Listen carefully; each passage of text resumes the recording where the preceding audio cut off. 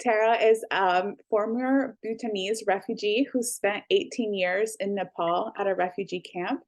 While in the refugee camp, he became a school teacher and he completed a bachelor's degree in humanities and social science. After moving to the United States, he pursued a medical assistant diploma in interpretation training.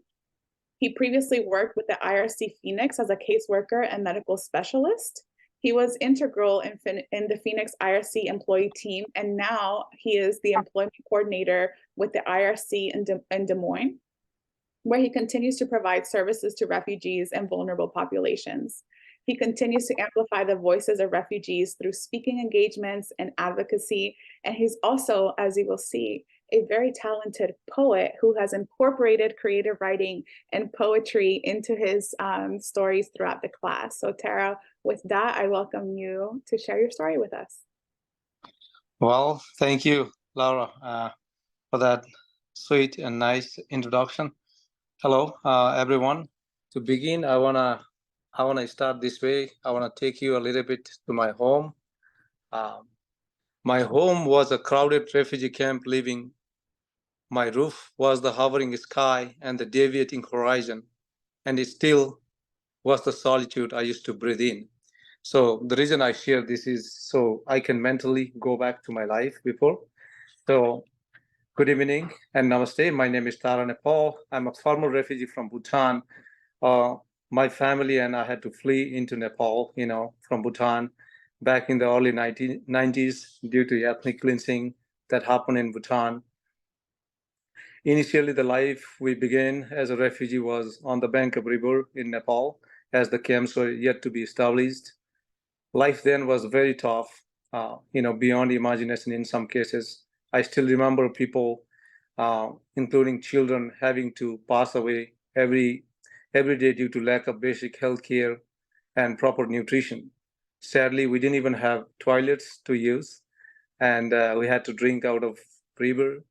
Whenever I think of that time, the people, passing away so unexpectedly, it kind of gives me a trauma in a way, I would say, because as a young man in the refugee camp and having to witness all that, definitely, had stayed so deep in my heart and in my mind and, in my mental state in a way.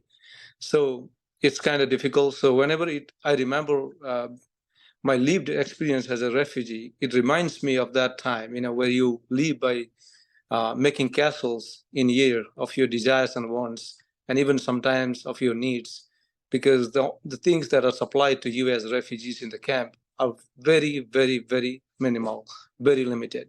So you live that way. You become your own counselor. You become your own teacher. You tell yourself, to be patient and to keep hoping. So only thing that I would say that really kind of inspired me all along the way was hope.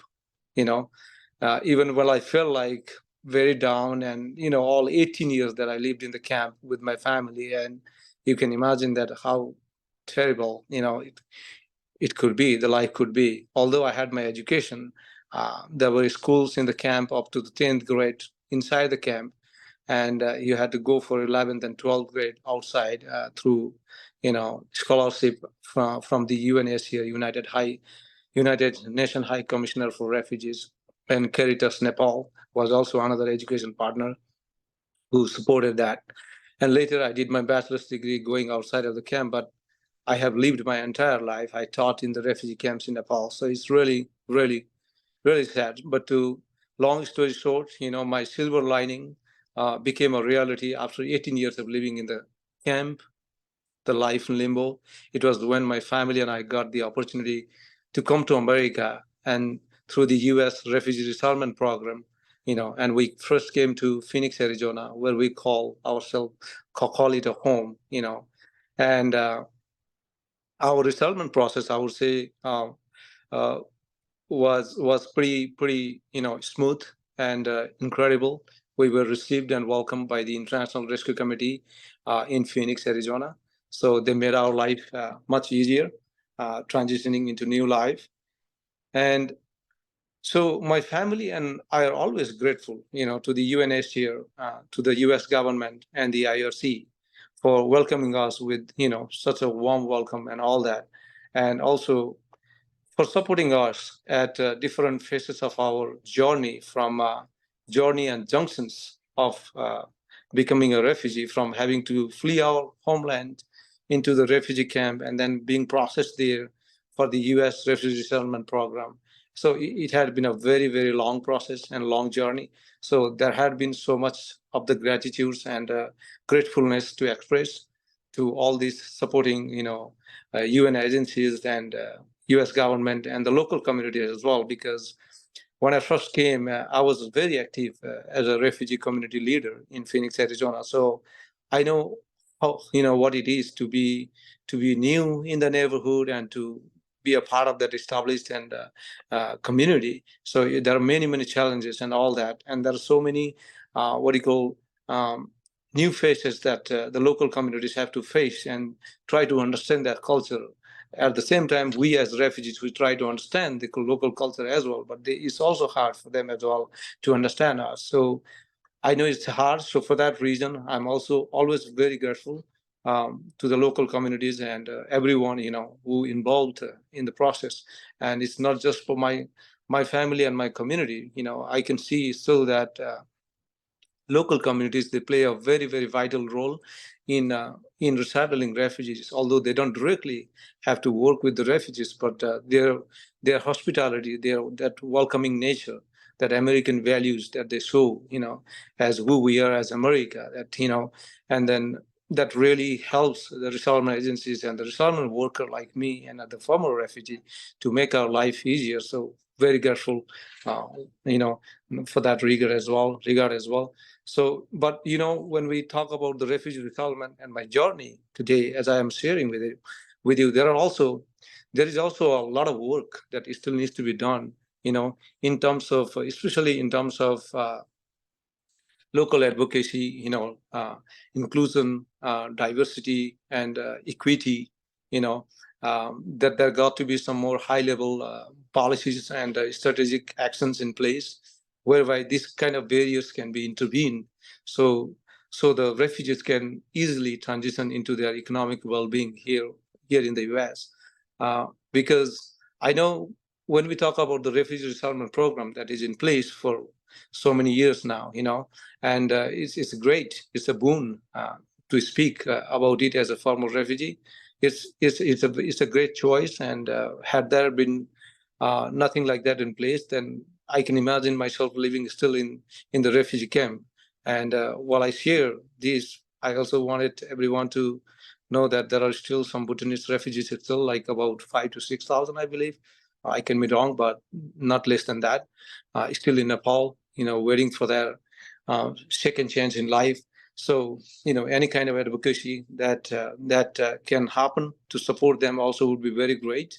But before I end my before I end my speech today, I also wanted to share with you all something that I wrote and had an opportunity to share with the audience here in Des Moines, uh, like back in June during the World Refugee Day.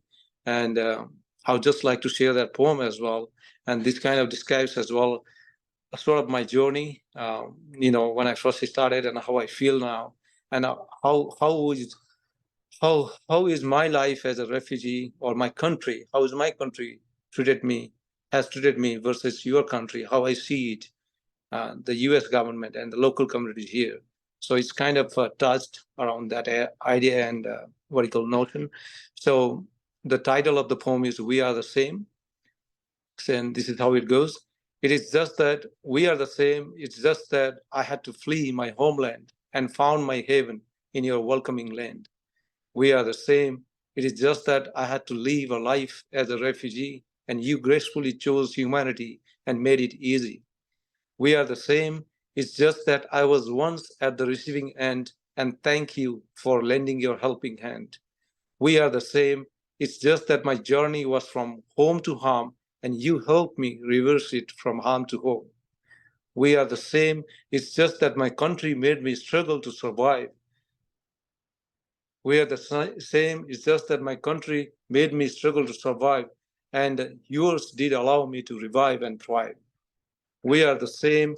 It's just that my country targeted my religion and ethnicity, but in yours, I feel comfortable and empowered with that liberty. We are the same. It's just that my monarch conspired on one nation, one people, but yours did welcome me with open arms and made it simple.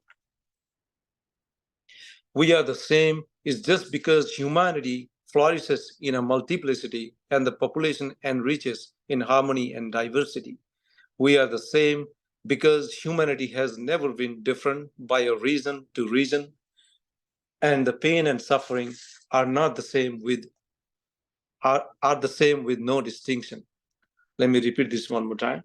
We are the same because humanity has never been different by a reason to reason, and the pain and suffering are the same with no distinction. We are the same, we are one, and we are the whole. So, with these, me sharing my story and my poem today, the message that I wanted to conclude with is a language of heart, a language of heart and an act of humanitarianism need no interpretation and translation if given and taken openly and kindly.